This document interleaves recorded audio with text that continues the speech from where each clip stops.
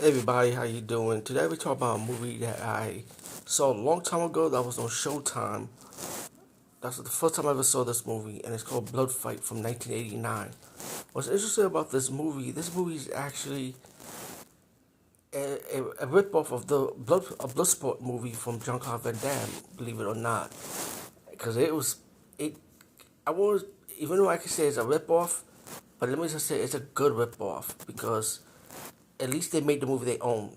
Even though they got the villain, it's the same villain as Bloodsport, Ball You Lungs character. He's pretty much playing the same character, just he have like the snake tattoo on his forehead. But still, we can never get enough Bolo, right? Come on. Yeah, and I'm talking about this movie now because it's been a long time I saw this movie, and also they are remaking Bloodsport. If you're gonna remake Bloodsport, this is a good example of how you do a good remake. I personally enjoyed this movie. I know a lot of people was iffy about this movie when it first came out, but I think a lot of people now appreciate it more than ever. And the movie has its own story. It has Kari Kawada, right, who plays the teacher, but also he's the lead character as a retired fighter of this commute fighting sports tournament. He retired, and he's living his life best way as possible. He's aging his old age pretty much, and he met this young fighter that while the young fighter saving this girl. The fighter wants to be trained under him, like come like his protege for this fighting tournament, and then when he gets to the tournament, his young protege, he gets killed by the Chang Li character, played by Bolo, of course.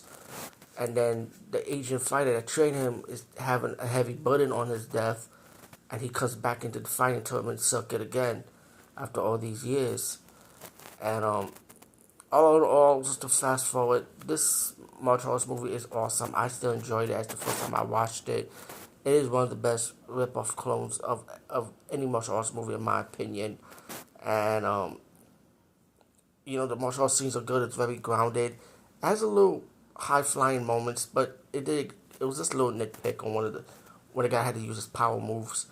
But just a nitpick. But overall, like I said, the martial scenes are really good.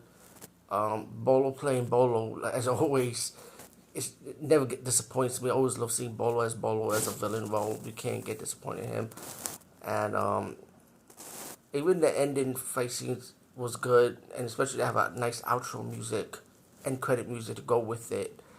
It is its own movie, it has elements of blood sports in it, but it has its own story too, so respect for that. And all in all, this is a very fun, enjoyable movie.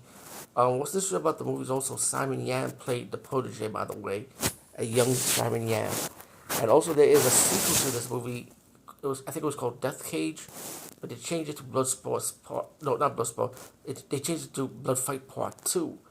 This Bloodfight 2 kind of have like somewhat of the same concept, but adding the Karate Kid element to it. Same thing with this movie. They also added the Karate Kid elements also. So it's pretty much the same movie in a way, but it's just done differently. But if you want to check out Bloodfight Part 2, what's interesting about it, the lead him on that movie is actually Robert Shaw, who was, of course, mostly to us Westerners. He played Robert Liu Kang in the Mortal Kombat movies from the 90s, version of Mortal Kombat. But all in all, yeah, check it. But that's also a good movie. I actually enjoyed the martial arts things in that movie. And Joe Louis also played the villain, by the way. So, yeah, check out Bloodfight 2, aka Death Cage. Highly recommend that one. I might review that down the road. We'll see. But as for Bloodfight, it's out on Tubi TV right now. Check it out. To me, if you're a martial arts fan, I don't think you will not be disappointed in this movie. And also watch Bloodsport. I'm sure it's still on Tubi TV. Anyway, have a back-to-back double feature with it. Anyway, over and out, and peace.